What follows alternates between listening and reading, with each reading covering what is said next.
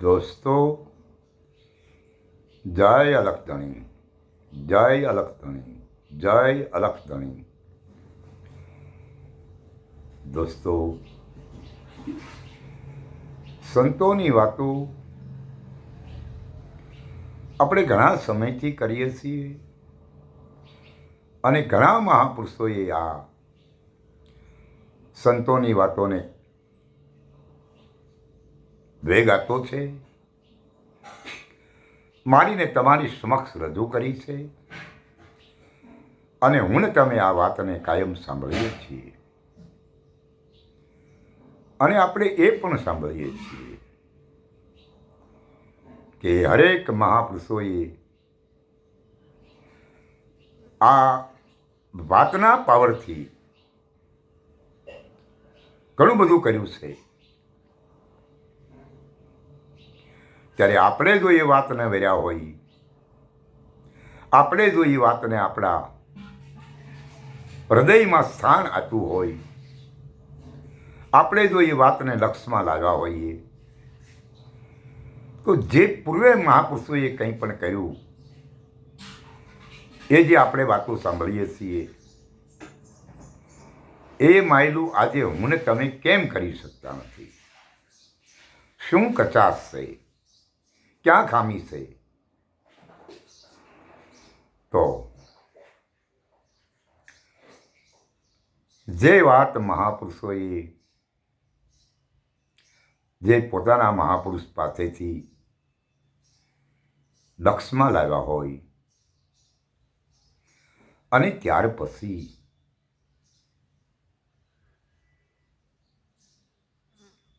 એ મહાપુરુષને જેણે પલ ઘડી પણ પોતાના મીટમાંથી હટાવવાનો હોય, હટવા દેવામાં ન આવ્યા હોય, 8 પહોર ને 32 કડી પોતાના મહાપુરુષનું સેવન કરતા હોય, શ્રવણ મનન નિધ્યાસન કરતા હોય, પોતાના મહાપુરુષના એક એક શબ્દને એની ભીતરમાં જઈને ખોજ કરતા હોય કે અમારા મહાપુરુષે આજે આ વાત કરી હતી અને આ વાતમાં કેટલું તથ્ય છે અને કેટલું રહસ્ય છે એની સમજવાની કોશિશ કરી હોય. પરંતુ આજે તો આપણી પાસે એ સમય નથી. આજે તો વાત એટલી જ છે,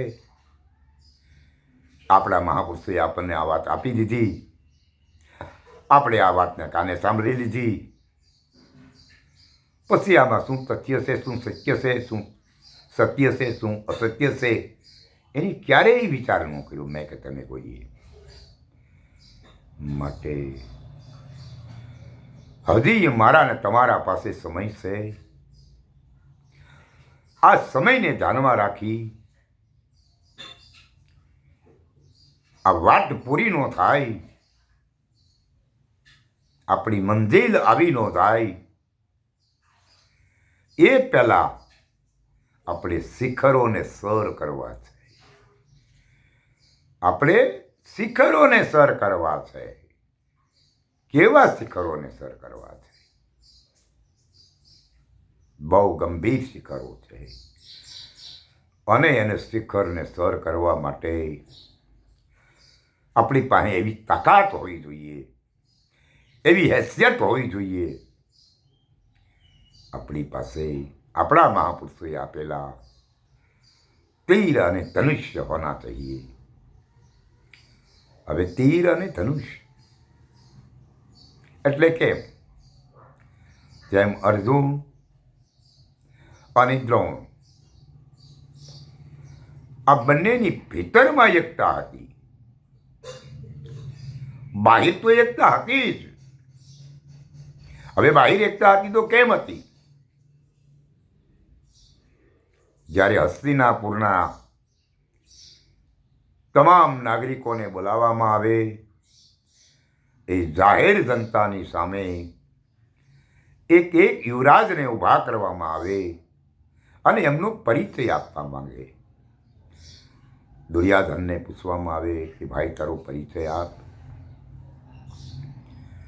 ત્યારે દુર્યોધન પરિચય આપે પોતાનો કે મહારાજ ધૃતરાષ્ટ્રનો પાર્થિવ કુમાર દુર્યોધન યુવરાજ. એમ દરેકે પોતપોતાના પિતાના નામે પરિચય આપે, પણ એમાં એક વ્યક્તિ એવી નીકળે કે જે દરેકથી અલગ બોલે. દરેક વ્યક્તિઓથી એની ભાષા અલગ પડી.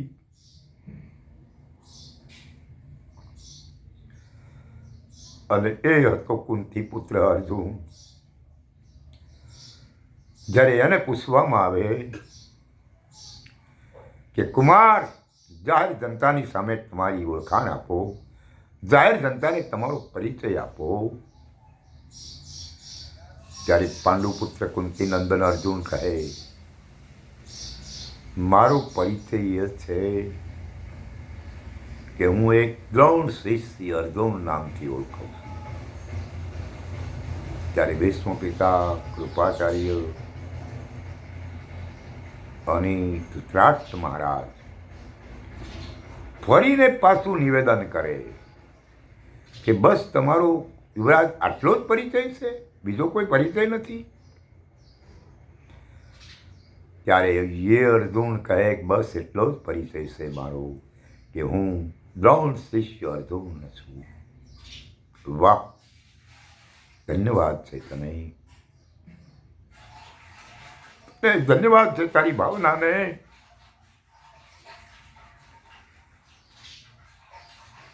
તને આપેલી વાતને તે જગતના ચોકમાં સાબિત કરવા માટે હરેક પ્રયાસો કરી લીધા, અને ત્યારે તું બાણાવળી બન્યો ભાઈ. અને ત્યારે તારા માટે શું ન કર્યું તારા મહાપુરુષે. એકલવ્યનો અંગૂઠો કપાવી લીધો, પોતાના અર્જુનને સર્વશ્રેષ્ઠ બનાવવા માટે. એટલે મારે તમારે જો સર્વશ્રેષ્ઠની પદવી મેળવવી હોય ને,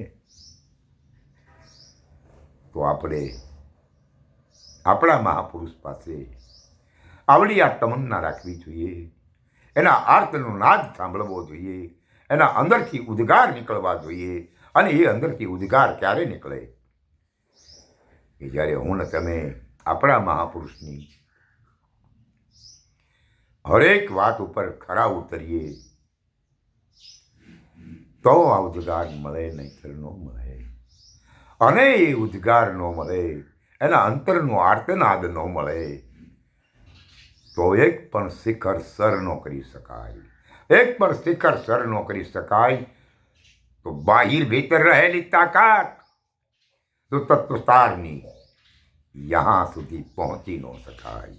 અને યહાં સુધી પહોંચવા માટે પ્રથમ તો આપણે એક વસ્તુ એવી છે, એક પાવર એવો છે કે જેમાં સારું જગત અટવાયેલું છે અને ગૂંચવાયેલું છે. આમાંથી પસાર થવા માટે આપણે આ આર્તનાદની દરેકને જરૂર છે. અને એ છે કાળચક્ર. જ્યાં સુધી તમે કાળચક્રને વિંધી ન શકો, જ્યાં સુધી હું કે તમે કાળચક્રને વિંધી ન શકીએ, ત્યાં સુધી અભયપદની વાટ ન રાખવી. હો ભાઈ, અભયપદ એમ વાતું કરવાથી નથી પતી જતું. આજે વાતું તો હું તને બધાએ બહુ કરી, અને પહેલાંય બહુ કરીને ગયા, પણ અભયપદને પામવા માટે, અભયપદ સુધી પહોંચવા માટે પહેલાં ચોકી છે કાળચક્રની. વહી કાળચક્રને જો હટાવી શકાય, કાળચક્રનું જો છેદન કરી શકાય, આ કાળચક્રને જે વિજય પ્રાપ્ત કરે, કાળચક્રને છિન્ન ભિન્ન કરે,